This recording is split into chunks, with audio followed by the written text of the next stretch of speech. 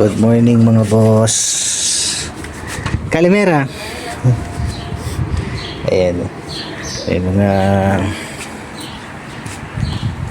May mga kasama tayo dito. Napakalamig pa rin ng panahon ngayon mga boss. Tignan nyo. Sama pa rin ang panahon. Palamig, mahangin, tapos makulimlim. Yung sunstorm na nangyari dito nakaraan. Ayan. Kaya dito lang kami nakatambay sa loob. Silipin natin tong niluto ni partner na lugaw. Ayan, sarap niyan. Yummy. Ayan, tapos nilagyan pa niya ng itlog. Ayan. Sarap niyan, mamaya yan ang kakainin namin.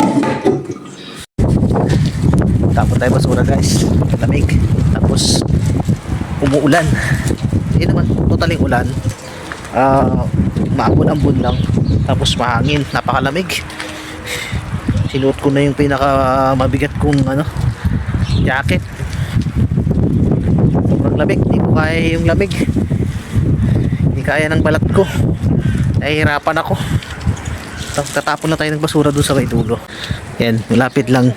Banda lang dyan sa may harapanan. May mga basurahan na dyan. Maambon-ambon.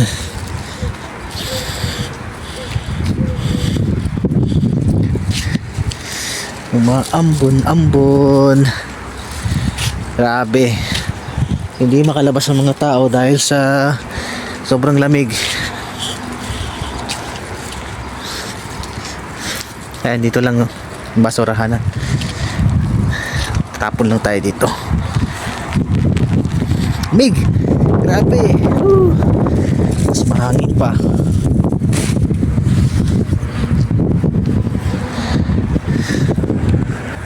Naganda ng mga bulaklak dito mga boss. Ayan. Natubo lang sa bakanteng lote. Meron pa dito. Ayan, nasa labas no. Ayan. Gaganda Ito ng mga bulaklak, di ba? Kalimera. Ayan. So, meron naman dito isang klase. Kakaiba naman to. Ibang klase mga kulay dilaw na yung kulay dilaw na mga bulaklak. Kakaiba din. Katapat lang yun yung namin. Accommodation. Yan. Yung accommodation namin. Ito lang yung kwarto namin. Mismo tapat lang. Ito, meron pa dito. Medyo mini garden. Ito banda. Ayan, ito siya. Ayan. Ito nyo, ganda napakaganda. Hindi ko sure kung sa winter lang nabubuhay yan sige, ko lang yung nakita. Yan. Nautusan tayo ni partner na bumili ng mga boss ng karne dito lang sa may supermarket banda. Balot na balot ako kahit na maaraw kasi sobrang lamig, tapos yung hangin malamig. Punta tayo dito. Lapit lang siya dito, lalakad. Ayan lang siya yung store na yan.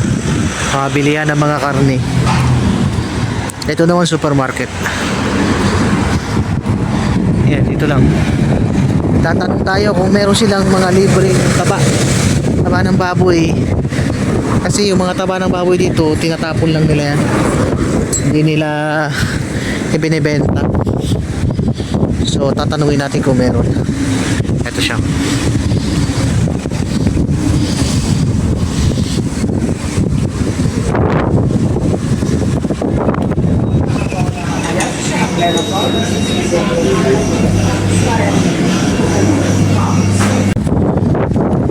Nakabili na tayo. Nakabili na tayo ng liempo. Nakasama ang palad. Bigla namang umulan. Tapos hindi rin daw sila nagbibigay ng taba ng baboy kasi binibenta din nila. So wala tayong choice. Walang choice. ito lang nabili natin. Uwi na tayo kasi umaambon. Baka mabasa tayo ng tuluyan. Ang lamig, napakalamig. Napakalamig. Ayan, so ilalagay na namin ni partner tong aadubay natin baboy na nahiwa-hiwa na. Ayan. Okay. Ayan. Tapos yung mga hiniwang mga rekado. Magsaing na rin kami dito. Ayan o.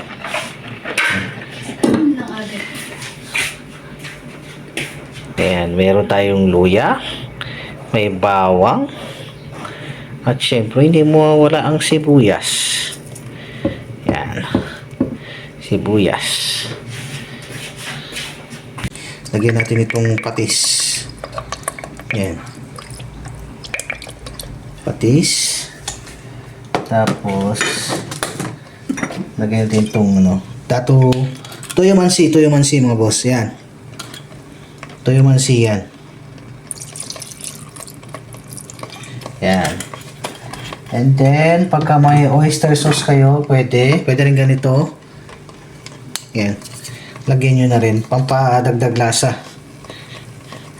Dagdag lasa yan eh. Yan. Tansya-tansya lang po mga boss ha. Tapos, lagyan natin lang ng paminta.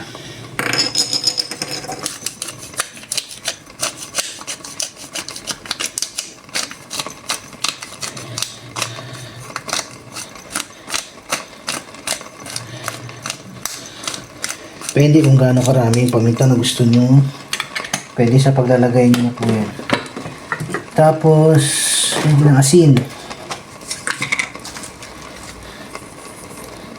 Hindi lang, kasi baka umalat.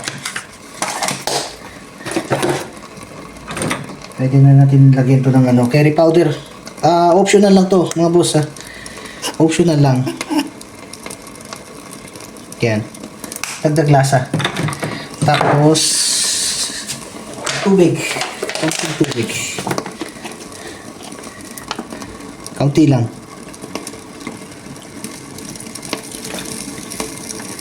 Yan. Kaunti lang. Pagka matabang, syempre, timplahan nyo na lang ng alat. Tapos, naglalagay din ako nito. Nor. Ayan, nor. Kunti lang. Dahil mahilig sa maanghang ng aking partner, syempre lalagyan natin ng dried chili. Yan. Mahilig sa maanghang kasi.